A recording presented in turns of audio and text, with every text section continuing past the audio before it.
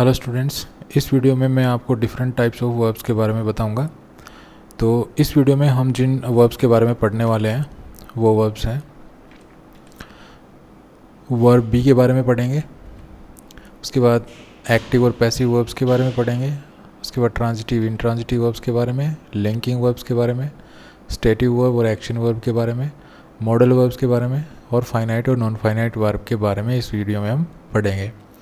तो चलिए वीडियो को शुरू करते हैं और सबसे पहले हम लेते हैं वर्ब बी को, कि वर्ब बी का यूज हम किस तरह से करते हैं। तो बी की जो फॉर्म होती हैं, वैसे ये फॉर्म होती हैं बी की, जैसा कि आप अपने स्क्रीन पे देख रहे हैं।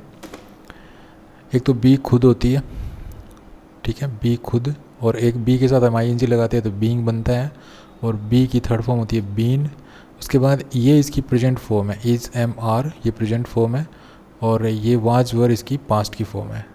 ठीक है, तो ये बी की फॉर्म है, ये आपको ध्यान रखनी है, आपको याद रखनी है कि एक तो बी होती है खुद, और एक बी के साथ आई एन जी लगाते हैं तो बीइंग बनता है, और एक बी की थर्ड फॉर्म, और ये is am are present form होती है, और वाज वर पास्ट फॉर्म होती है। ये जो आर और वर है ये सब्जेक्ट अगर प्लूरल हो तो हम यूज़ करते हैं, और अगर ये जो इज है और वाज है ये हम सब्जेक्ट अगर सिंगुलर हो तो यूज़ करते हैं, और आई के साथ हम एम यूज़ करते हैं। ओके, ये बेसिक चीज़ें, ये बेसिक बातें थी इन वर्ब्स के बारे में। तो चलिए आगे बढ़ते हैं।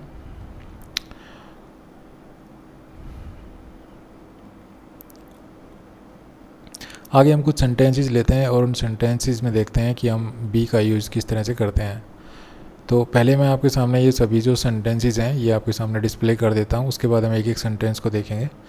तो देखिए, पहली चीज़ तो ये है कि बी का यूज हम मेन वर्ब के रूप में भी करते हैं और हेल्पिंग वर्ब के रूप में भी करते हैं। जो बी है इसका यूज हम मेन वर्ब के रूप में भी करते हैं और हेल्पिंग वर्ब के रूप में भी करते हैं। ओके, जब हेल्पिंग वर्ब के रूप में इसका यूज करेंगे, मतलब हेल्पिंग वर्ब की तरह इसका यूज करेंगे, तो इसके बाद कोई दूसरी वर्ब मिलेगी। पहली चीज़ तो जब बी का यूज आप हेल्पिंग वर्ब के रूप में करेंगे तो इसके साथ दूसरी वर्ब मिलेगी, और अगर इसका यूज मेन वर्ब के रूप में करेंगे तो इसके साथ कोई दूसरी वर्ब नहीं मिलेगी।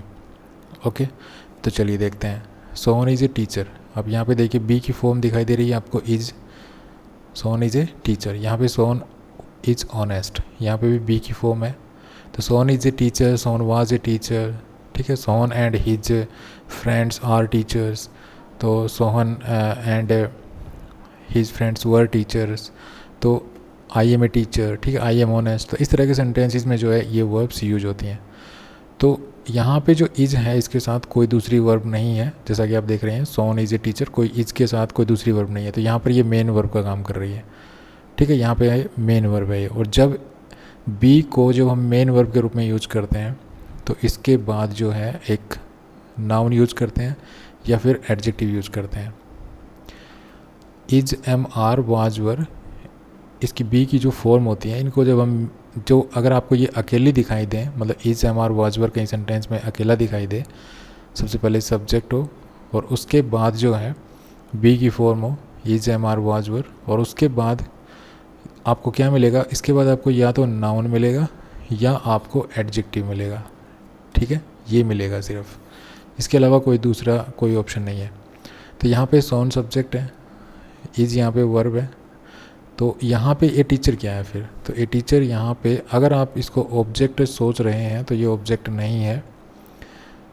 और यहाँ पे सोहन एक सब्जेक्ट है, यहाँ पे भी आप दूसरे सेंटेंस भी देख सकते हैं, यहाँ पे सोहन एक सब्जेक्ट है, इज यहाँ पे वर्ब है, और यहाँ पे जो ऑनेस्ट है, यहाँ पे भी जो ऑनेस्ट अगर आप ऑब्जेक्ट सोच रहे हैं तो ऑब्जेक्ट नहीं है, क्योंकि is am are was verb के बाद अगर एडजेक्टिव या नाउन यूज होता है तो वो वहाँ पे क्या होता है, वो वहाँ पे कॉम्प्लीमेंट होता है। तो यहाँ पे ये जो ए टीचर, यहाँ पर जो ये ए टीचर, ठीक है, ये आप देख रहे हैं ए टीचर, और यहाँ पे ऑनेस्ट, ये दोनों क्या हैं, ये दोनों यहाँ पे कॉम्प्लीमेंट हैं, ये यहाँ पे कॉम्प्लीमेंट है। और जब is am are was verb के बाद जब एडजेक्टिव या नाउन यूज किया जाता है तो वो कॉम्प्लीमेंट होता है, और वो क्योंकि सब्जेक्ट के बारे में बताता है तो वो सब्जेक्ट कॉम्प्लीमेंट है। अब यहाँ पे ए टीचर सब सोहन के बारे में बता रहे हैं तो ये जो है सब्जेक्ट कॉम्प्लीमेंट है, और यहाँ पर ये ऑनेस्ट जो है वो सोहन के बारे में बता रहा है तो ये सब्जेक्ट कॉम्प्लीमेंट है। ओके, अब यहाँ पे देखिए इस सेंटेंस में इज है, इसके बाद में देख रहे हैं आप, ये एक दूसरी वर्ब आपको दिखाई दे रही है वॉचिंग। तो यहाँ पे ये मेन वर्ब है, यहाँ पे ये हेल्पिंग वर्ब है। तो इस सेंटेंस में जो इज़ है ये हेल्पिंग वर्ब की तरह यूज हो रही है। तो इसके बाद दूसरी वर्ब आप देख रहे हैं जो कि वॉच है। ठीक है, तो बी जो वर्ब होती है इसका यूज हेल्पिंग वर्ब की तरह भी किया जाता है, मेन वर्ब की तरह भी किया जाता है।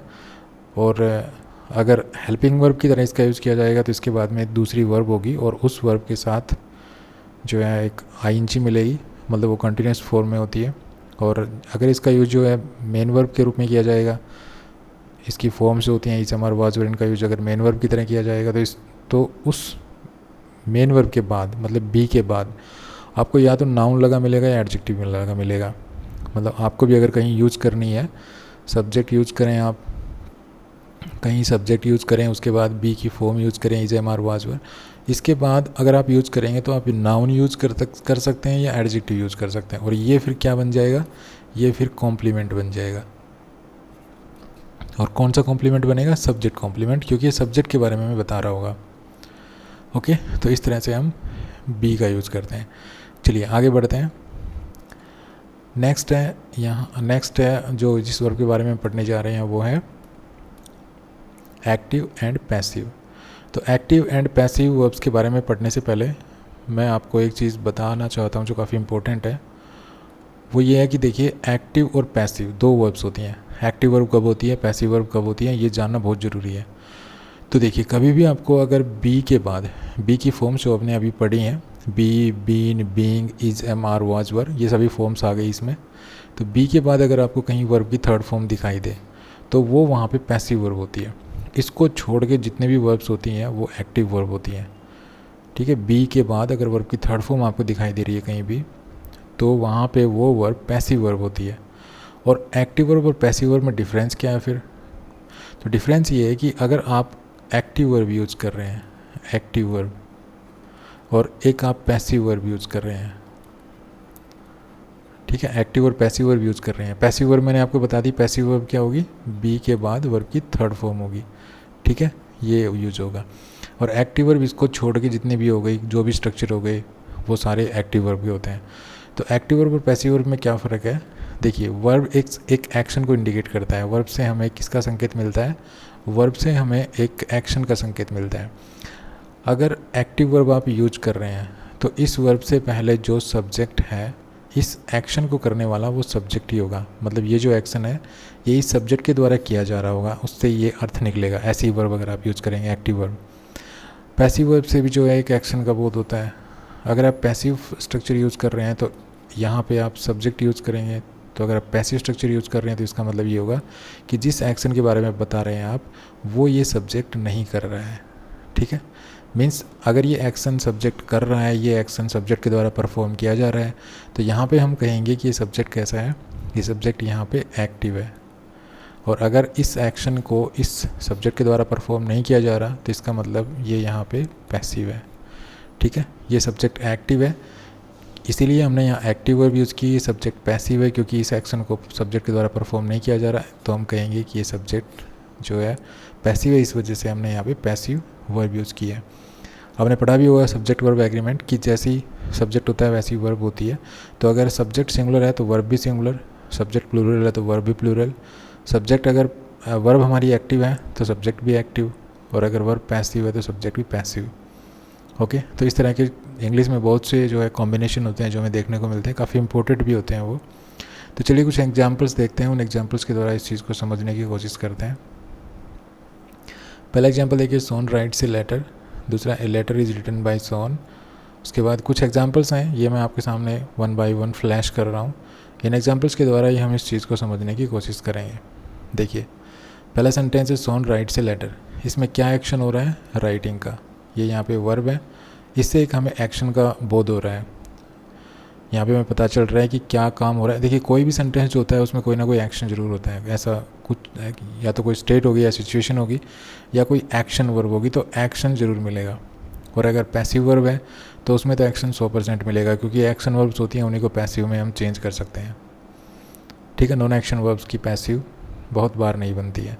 तो यहाँ पे वर्ब क्या है यहाँ पे? राइट। और काम क्या किया जा रहा है? राइटिंग का। और अब देखिए, सोन राइट से लेटर, सोन एक पत्थर लिखता है, तो इसका मतलब पत्र कौन लिखता है? सोन। तो ये जो काम है, ये जो राइटिंग का काम है, ये सोन के द्वारा ही किया जा रहा है। ठीक है, तो इस काम को, ये जो वर्ब है ये सोन के द्वारा ही की जा रही है, इसका मतलब सब्जेक्ट यहाँ पे एक्टिव है। तो यहाँ पे ये सेंटेंस एक्टिव वॉइस में है। ओके, यहाँ पे देखिए, a letter is written by son. अब यहाँ पे देख, हमने एक चीज़ और मैं आपको बताना भूल गया, यहाँ पे जो ये वर्ब है, ये वर्ब आपको बी प्लस, ये जो बी और वर्ब की थर्ड फॉर्म, यहाँ पे आपको ये स्ट्रक्चर नहीं मिल रहा क्योंकि वर्ब की फर्स्ट फॉर्म ही है यहाँ तो। ठीक है, जहाँ भी आपको वर्ब की थर्ड फॉर्म और उससे पहले बी की कोई फॉर्म मिलेगी, वो सेंटेंस हमेशा पैसिव स्ट्रक्चर, वो मतलब पैसिव वॉइस में मिलेगा, अर्थात उसमें जो सब्जेक्ट है वो वर्क नहीं कर रहा होगा, वो सब्जेक्ट पैसिव होगा। तो यहाँ पे वर्ब की थर्ड फॉर्म तो है ही नहीं, वर्ब की थर्ड फॉर्म नहीं है तो सीधी सी बात है सब्जेक्ट हमारा जो है एक्टिव मिलेगा। यहाँ पे देखिए वर्ब की थर्ड फॉर्म दिखाई दे रही है। ठीक है, वर्ब की थर्ड फॉर्म है, और वर्ब की थर्ड फॉर्म से पहले यहाँ पे बी की फॉर्म भी है, तो बी प्लस वर्ब की थर्ड फॉर्म हो गई। तो अब आप इसको देखते ही पता लगा सकते हैं कि इस सेंटेंस का जो सब्जेक्ट है वो पैसिव है, अर्थात यहाँ जो ये एक्शन है राइटिंग का, इस राइटिंग के एक्शन को जो सब्जेक्ट है इस सेंटेंस का वो नहीं कर रहा होगा।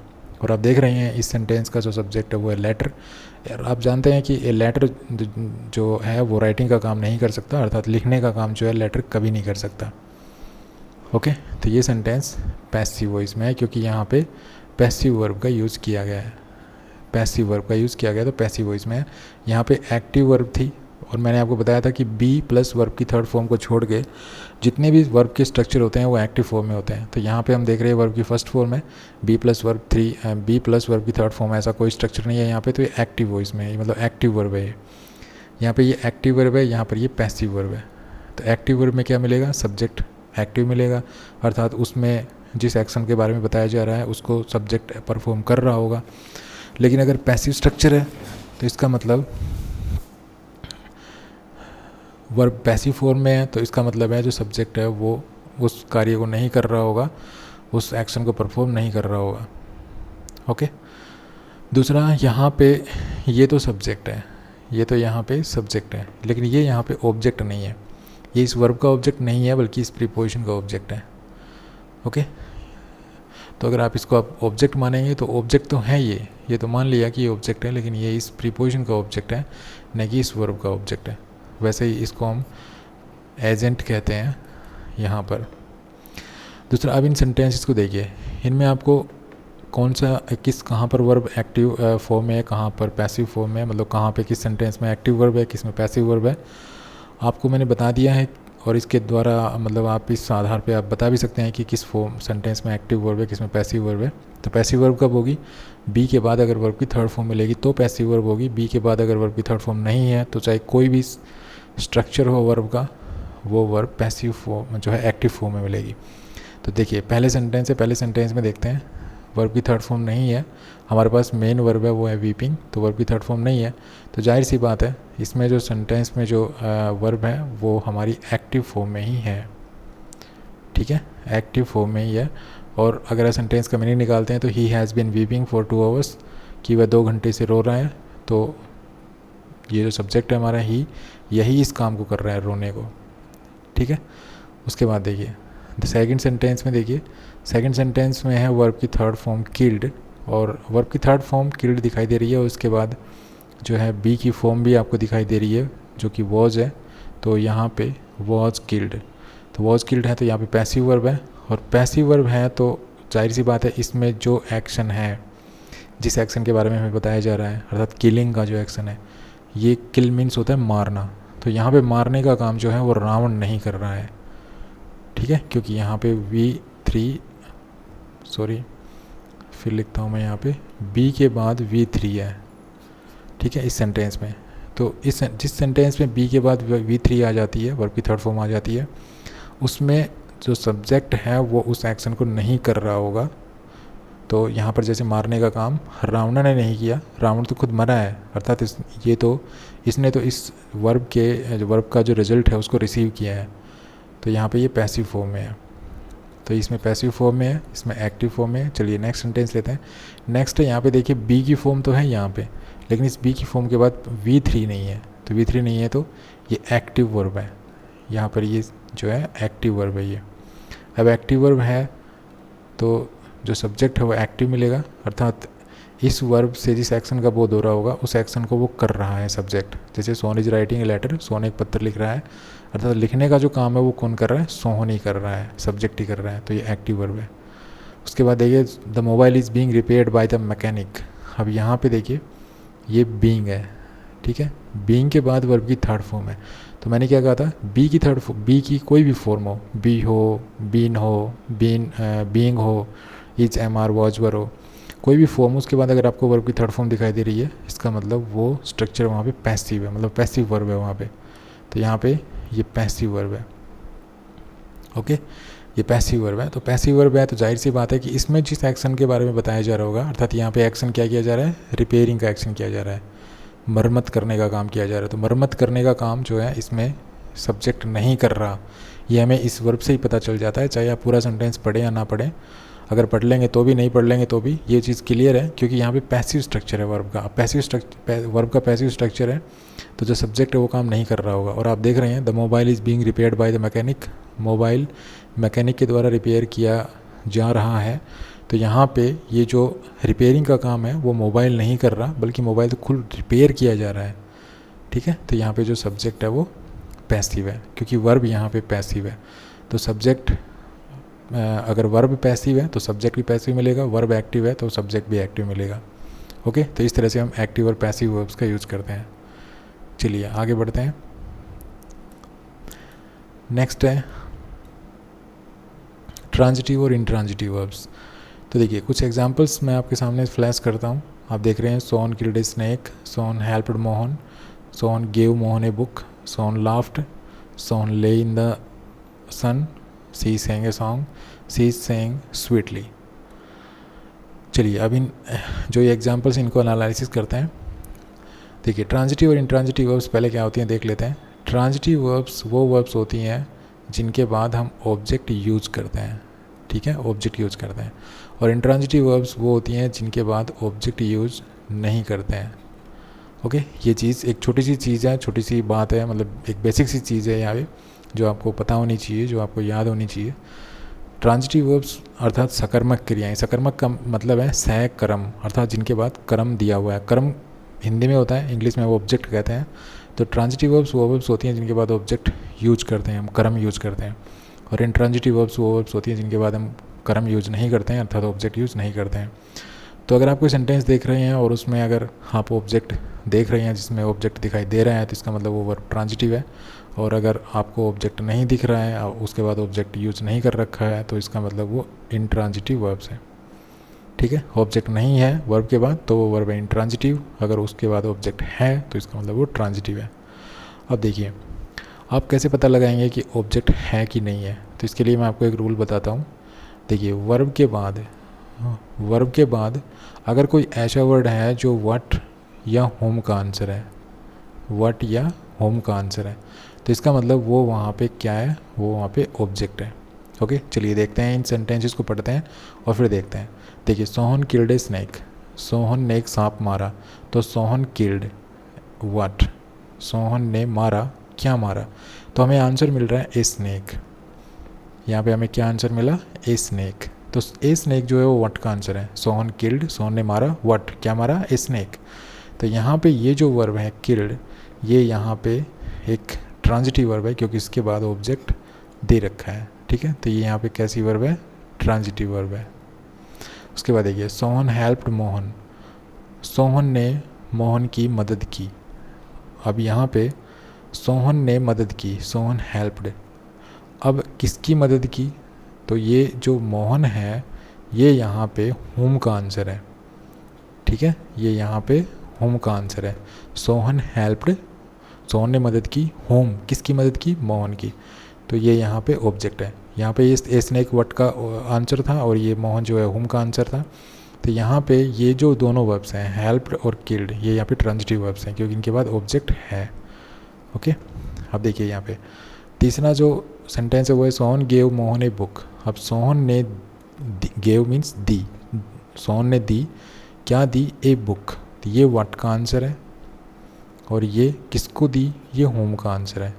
तो इसमें दो ऑब्जेक्ट हैं, ठीक है, इसमें दो ऑब्जेक्ट हैं। होम का आंसर होता है वो भी ऑब्जेक्ट होता है और व्हाट का आंसर होता है वो भी ऑब्जेक्ट होता है, तो दोनों ऑब्जेक्ट हैं, मोहन और ए बुक दोनों ऑब्जेक्ट हैं। तो ये वर्ब भी यहाँ पे एक ट्रांजिटिव वर्ब है, ठीक है। अब इस वर्ब के बाद तो एक ऑब्जेक्ट है, तो हम इसको कहेंगे मोनोट्रांजिटिव वर्ब। जिस वर्ब के बाद एक ऑब्जेक्ट हो उसको हम कहते हैं मोनोट्रांजिटिव, और जिस वर्ब के बाद डबल ऑब्जेक्ट आ सके तो उसको कहते हैं डाइट्रांजिटिव, ठीक है। तो ये वर्ब्स डाइट्रांजिटिव है, ये मोनोट्रांजिटिव है।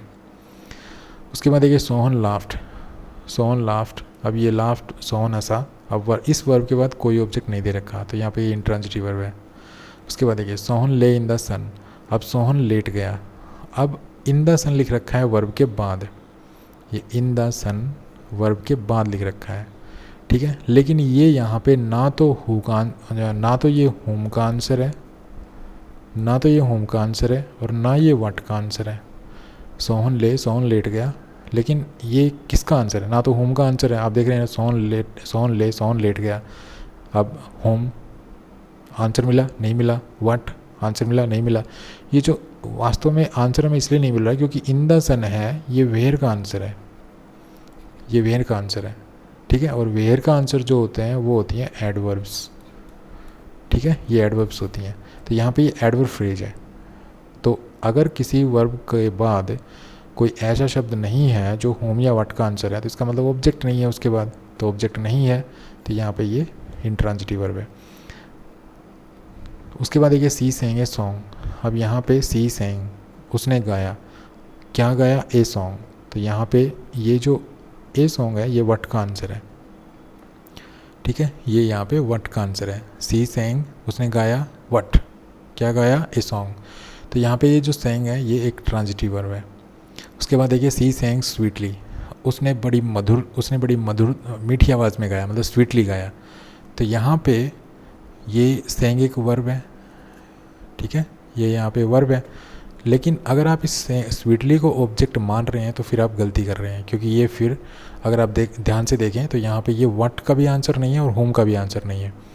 सी सेंग स्वीटली, उसने बड़ी प्यारी आवाज़ में गाया, तो यहाँ पे या उसने बड़ा मधुर गाया हम कह सकते हैं। तो यहाँ पे ये ना तो व्हाट का आंसर है ना होम का आंसर है। अगर आप पूछेंगे सी सेंग, उसने गाया व्हाट, क्या गाया, तो आंसर नहीं है ये स्वीटली। तो अगर आप कहें होम, तो होम का आंसर भी नहीं है। ये वास्तव में आंसर है हाउ का, अर्थात कैसे। तो ये यहाँ पे जो हाउ का आंसर हो वो भी एडवर्ब होती हैं। तो यहाँ पर ये एडवर्ब है, ठीक है। तो एडवर्ब है, तो एडवर्ब तो कोई ऑब्जेक्ट होती नहीं है, ऑब्जेक्ट तो होता है हमारा या तो व्हाट का आंसर या होम का आंसर। और एक चीज़ और मैं बता दूँ आपको, यहाँ पे जो भी व्हाट या होम का आंसर होगा वो नाउन होगा, ठीक है, नाउन होगा हमेशा। जैसे स्नेक यहाँ पे नाउन था, मोहन यहाँ पे नाउन था, ठीक है, यहाँ पे मोहन नाउन है, यहाँ पे बुक नाउन है, क्योंकि सारे जो है ऑब्जेक्ट हैं। यहाँ पे इन द सन वेयर का आंसर है, इसलिए ऑब्जेक्ट नहीं है। यहाँ पे आप कह रहे हैं भाई सन नाउन तो है, लेकिन ये नाउन है, लेकिन ये हम ये नहीं कहेंगे कि ऑब्जेक्ट नहीं है, ऑब्जेक्ट तो है ये, लेकिन ये वर्ब का ऑब्जेक्ट नहीं है, ये इस प्रीपोजिशन का ऑब्जेक्ट है। और हमें ऑब्जेक्ट जो है कोई वर्ब ट्रांजिटिव है या नहीं है, इसके लिए हमें प्रीपोजिशन के ऑब्जेक्ट से कुछ लेना देना नहीं है, हमारे पास तो उस वर्ब का ऑब्जेक्ट होना चाहिए, ठीक है। तो इसलिए ये इंट्रांजिटिव है। यहाँ पे ये सेंग के बाद ऑब्जेक्ट है, इसमें सेंग के बाद ऑब्जेक्ट नहीं है।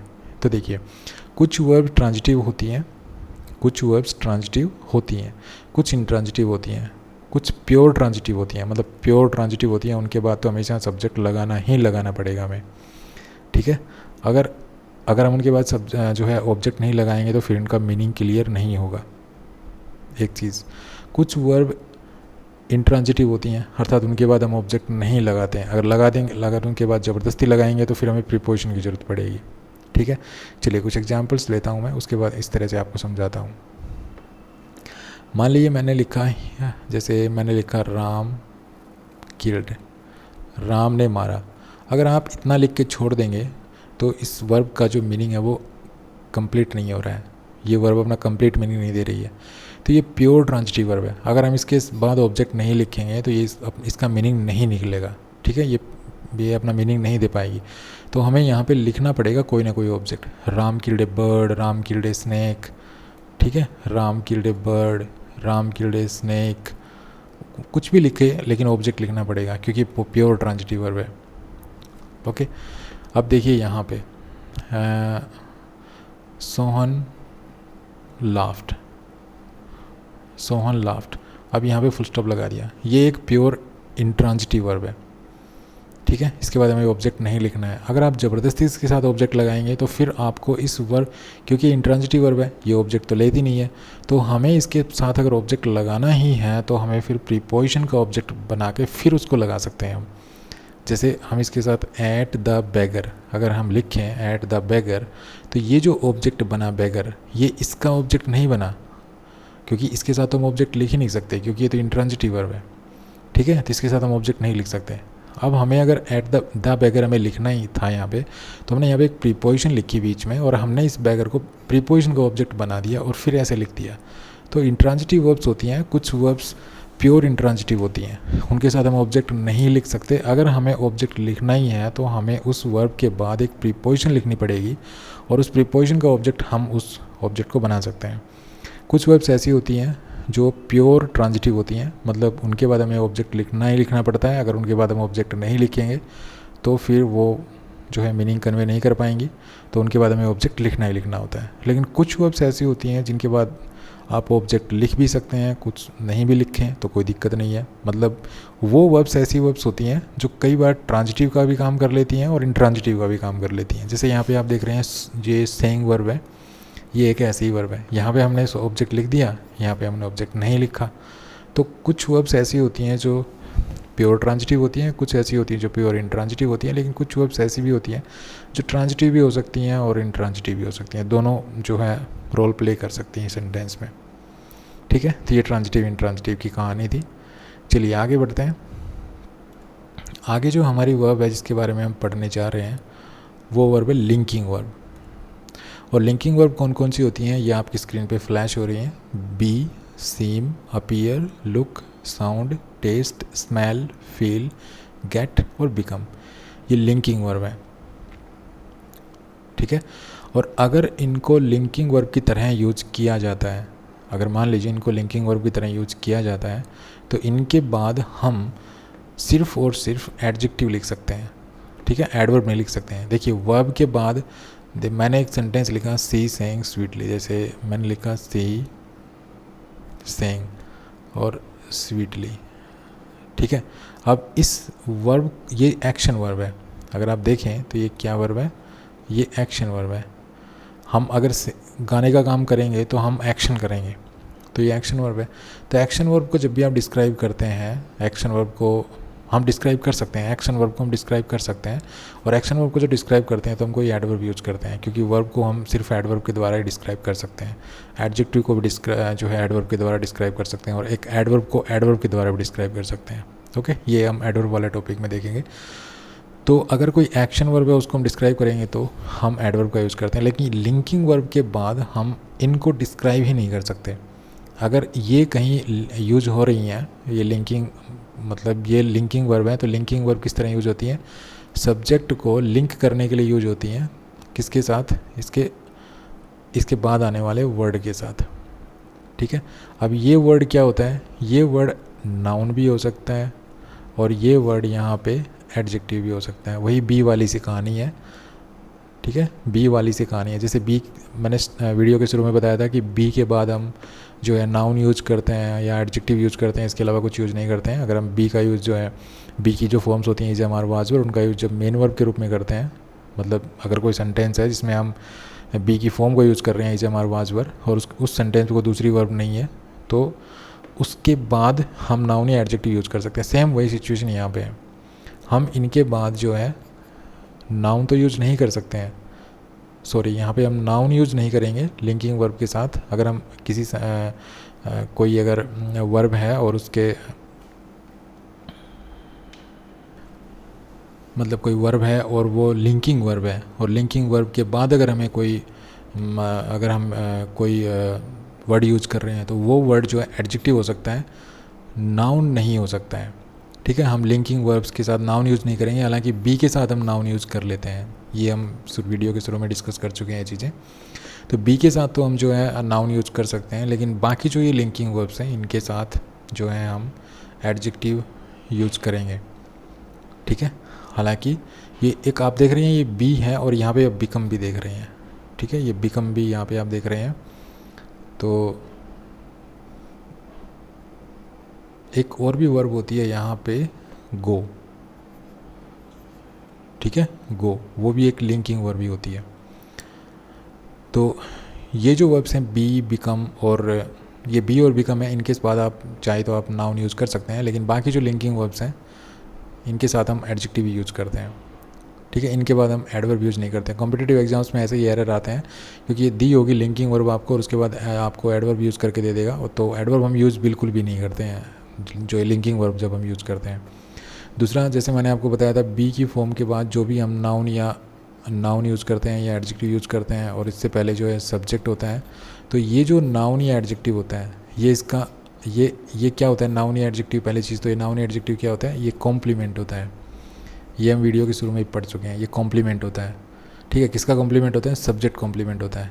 तो इसी तरह से जब भी किसी सेंटेंस में हम सीम, अपीयर, लुक, साउंड वगैरह ये यूज़ करेंगे, तो इनके बाद जो है हम जिस एडजेक्टिव यूज़ करेंगे, मतलब इनके बाद ये जो लिंकिंग वर्ब है इनके बाद जो भी वर्ड यूज़ होता है, तो आप देख लेना वहाँ पे एडजेक्टिव है या नाउन है, तो वो इनके बाद जो वर्ड होता है, जो नाउन या एडजेक्टिव जो भी है, वो कॉम्प्लीमेंट कहलाएगा, ऑब्जेक्ट नहीं होगा वो, ठीक है। अगर आप उसको ऑब्जेक्ट मानने की कोशिश करेंगे तो ऑब्जेक्ट नहीं होगा वो, तो ऑब्जेक्ट नहीं मानना है। चलिए कुछ एग्जांपल्स लेते हैं। वैसे तो चाहे कितना भी बातें किए जाएँ हम, जब तक एग्जांपल नहीं होंगे तब तक जो है समझ में नहीं आएगा।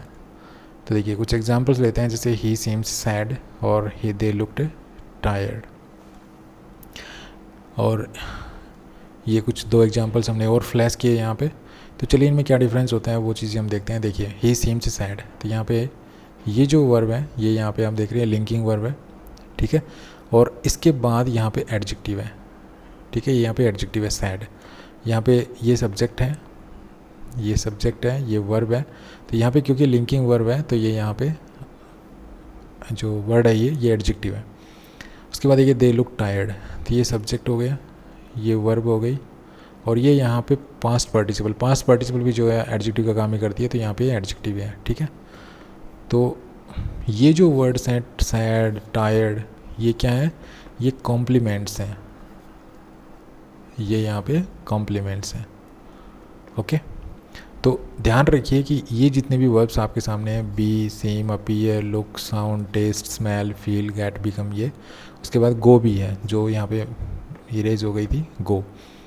जैसे हम कहें he went mad, he went mad, तो यहाँ पे जो गो है, अगर गो का यूज़ मूवमेंट के लिए हो, ठीक है, एक स्थान से दूसरे स्थान पर जाने के लिए हो, तो वहाँ पे एक्शन वर्ब होती है। लेकिन यहाँ पे जाने के लिए नहीं हो रहा है, यहाँ पे ऐसा नहीं है कि ये पॉइंट था, इस पॉइंट से इस पॉइंट पर जाने के लिए हम गो का यूज़ कर रहे हैं।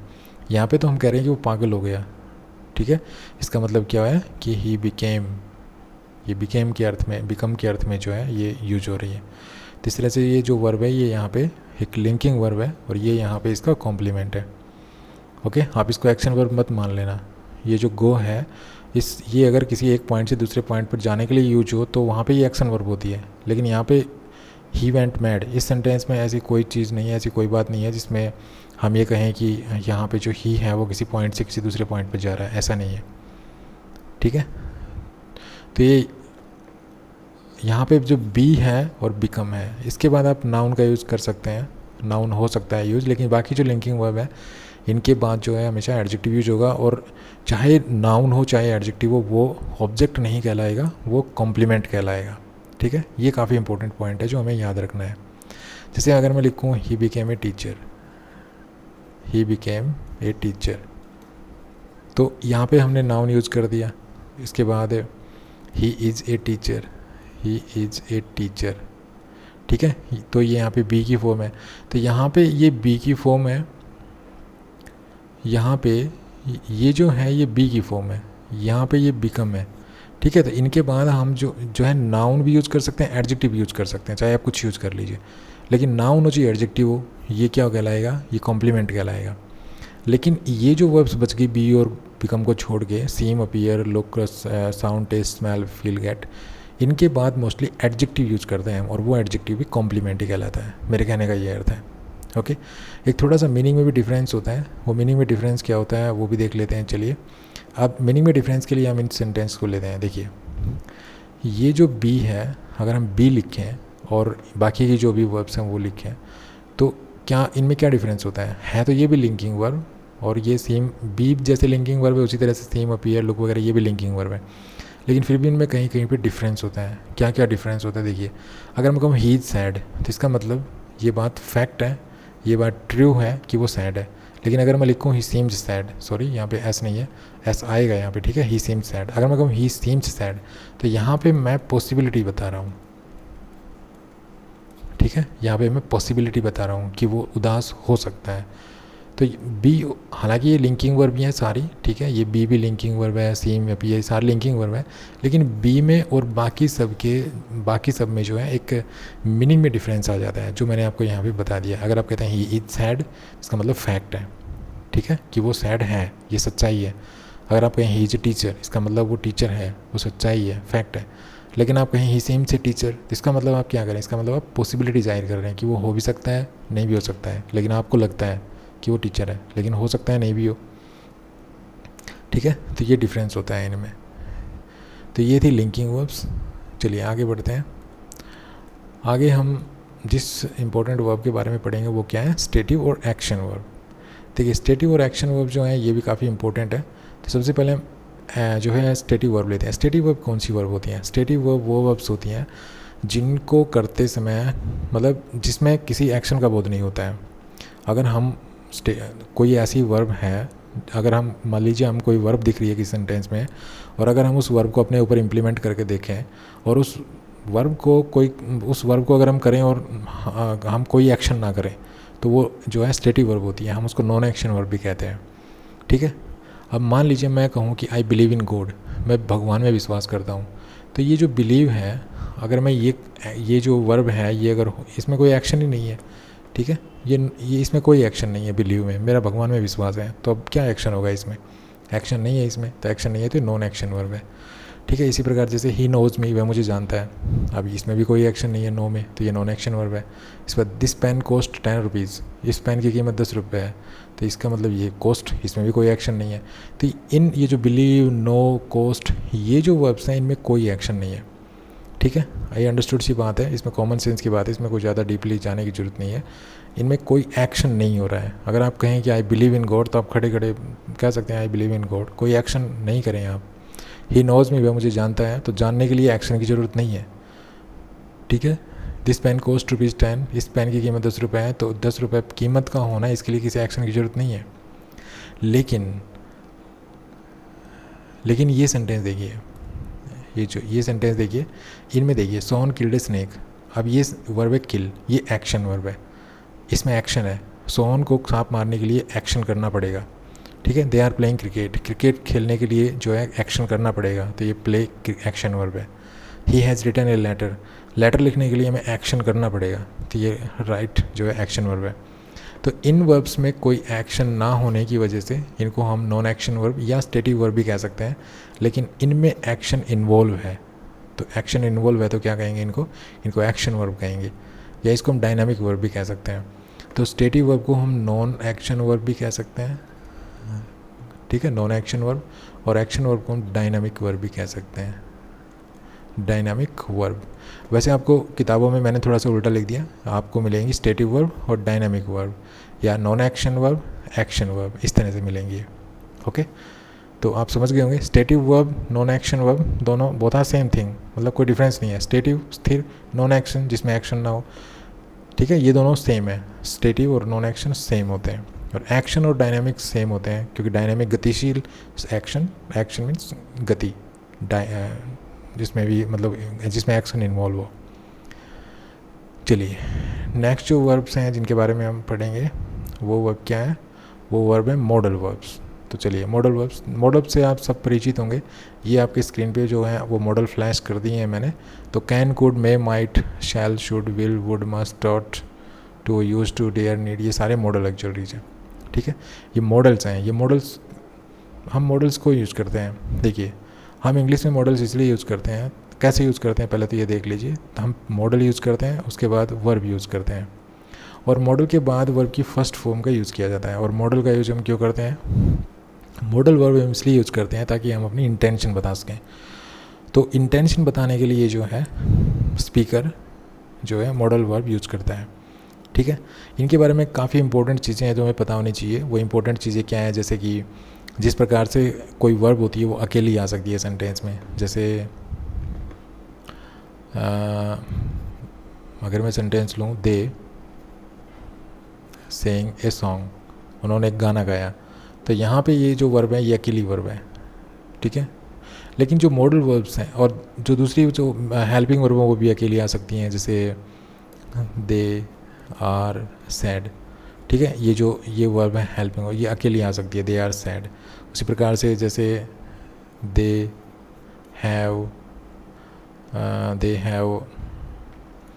A lot of money, a lot of money. अब यहाँ पे ये जो है ये भी अकेली आ सकती है, लेकिन आप देख रहे हैं ये हेल्पिंग वर्ब की तरह यूज़ करते हैं, आपको पता होगा हैज़, हैव, हैड, ठीक है। ये हेल्पिंग वर्ब की तरह यूज़ करते हैं और इनको ये अकेले भी आ सकती हैं और ये इनको हेल्पिंग वर्ब की तरह भी यूज़ कर सकते हैं। ये जो है is, M, are, was, were, ये अकेले भी आ सकती है, इनको हम हेल्पिंग वर्ब की तरह भी यूज़ कर सकते हैं, दोनों तरह यूज़ कर सकते हैं। और मेन वर्ब तो अकेली आ ही सकती है, ये तो आपको पता ही होगा। लेकिन ये जो वर्ब्स हैं मॉडल वर्ब्स, ये कभी भी अकेली नहीं आती हैं सेंटेंस में, इनके साथ हम कोई ना कोई वर्ब ज़रूर यूज करते हैं। अगर आप इनके साथ वर्ब यूज नहीं कर रहे हैं तो वहाँ पे आप बहुत बड़ी गलती कर रहे हैं, ठीक है। आप ये नहीं कह सकते आई कैन और फुल स्टॉप लगा दिया, ठीक है, नहीं कह सकते हैं आप ये। यू शुड, अगर आप ये करें यू शुड और फुल स्टॉप लगा दिया तो आप नहीं कह सकते हैं ये, ठीक है। तो अगर आप इनके बाद कोई ना कोई जो है वर्ड नहीं लगाएंगे, तो कोई ना कोई वर्ब नहीं लगाएंगे तो मीनिंग कंप्लीट नहीं होगा। तो आपको लगाना पड़ेगा इनके बाद कोई ना कोई वर्ब लगानी पड़ेगी, मेन वर्ब, क्योंकि ये जो है इनकी खास बात यही है कि ये अकेले नहीं आते हैं सेंटेंस में, ये किसी न किसी वर्ब के साथ आते हैं। तो आई कैन सिंग, मैं गा सकता हूँ। यू शुड ओबे योर पेरेंट्स, यू शुड ओबे योर पेरेंट्स। तो यहाँ पे हमने देखा ओबे वर्ब लगाई, यहाँ पे हमने सिंग वर्ब लगाई। तो ये कभी भी अकेले नहीं आते हैं, ये हमेशा मेन वर्ब के साथ आते हैं। दूसरी चीज़, ये हमेशा जिस वर्ब के साथ आते हैं उनकी वो वर्ब की फ़र्स्ट फॉर्म होती है। आप देख रहे हैं ये सिंग है, वर्ब की फ़र्स्ट फॉर्म है, ओबे है, वर्ब की फ़र्स्ट फॉर्म है, ओके। और ये इनके बाद जो वर्ब की फ़र्स्ट फॉर्म आती है, तो ऐसा नहीं है कि उसके साथ हम ऐसे एस लगा दें। तो कई बार क्या होता है कि हम सब्जेक्ट, बच्चों को सिखाया जाता है कि सब्जेक्ट थर्ड पर्सन सिंगुलर हो तो वर्ब की फ़र्स्ट फॉर्म के साथ ऐसे एस लगाना है। लेकिन यहाँ पे देखिए, अगर मैं लिखूँ he can sing a song, मैंने ये सेंटेंस लिखा। अब यहाँ पे देखिए subject third person singular number है और ये वर्ब की फ़र्स्ट फॉर्म है, तो कुछ स्टूडेंट्स यहाँ पे एस लगा देंगे, क्योंकि उनको सिखाया जाता है कि वर्ब की फर्स्ट फॉर्म के साथ जो है एस का, एस या एस का यूज होता है, तो लगा देंगे। लेकिन ये गलत होगा। ये आप ऐसा तब कर सकते हैं जब ये मॉडल एक्चुअली यहाँ पे ना हो। जैसे ही सिंग्स ए सॉन्ग, अगर आप ऐसे यूज़ करते हैं ना, ही सिंग्स ए सॉन्ग, आप तब तो लगा सकते हैं ये एस। लेकिन अगर मॉडल एक्चुअली आ गई, तो मॉडल एक्चुअली के बाद अगर वर्ब की फ़र्स्ट फॉर्म यूज़ कर रहे हैं तो ये जो है प्योर वर्ब की फ़र्स्ट फॉर्म लगानी होती है। इसके बाद कोई एस या एस नहीं, कोई आई एन जी नहीं, कोई इनसे पहले टू वगैरह नहीं, ठीक है, कुछ नहीं, वर्ब की फ़र्स्ट फॉर्म। तो ये इनकी खास बात होती है। चलिए कुछ एग्जाम्पल्स हैं, तो उन एग्जाम्पल्स को हम ले लेते हैं। जैसे I can lift this book, you should ओबे योर पेरेंट्स। तो यहाँ पे मॉडल एक्चुअली यूज हुई है, मॉडल एक्चुअली के बाद देखिए यहाँ पे मेन वर्ब यूज हुई है, ठीक है। तो जैसे कि मैंने आपको बताया था कि अकेले हम इनको यूज नहीं कर सकते हैं। यहाँ पे शुड मॉडल वर्ब है, इसके बाद देखिए यहाँ पे मेन वर्ब है, ठीक है। तो ये मेन वर्ब के साथ आते हैं, विदाउट मेन वर्ब ये नहीं आते हैं सेंटेंस में। हमेशा याद रखिए कि इनको जब भी यूज़ करेंगे तो इनके साथ हम जो है वर्ब की फ़र्स्ट फॉर्म यूज़ करेंगे। हाँ, कई बार क्या होता है कि इनके साथ कुछ वर्ब्स ऐसे मॉडल हुए हैं जिनके साथ हैव आ जाता है, तो हैव आ जाए तो फिर वर्ब की थर्ड फॉर्म लगने लग जाएगी।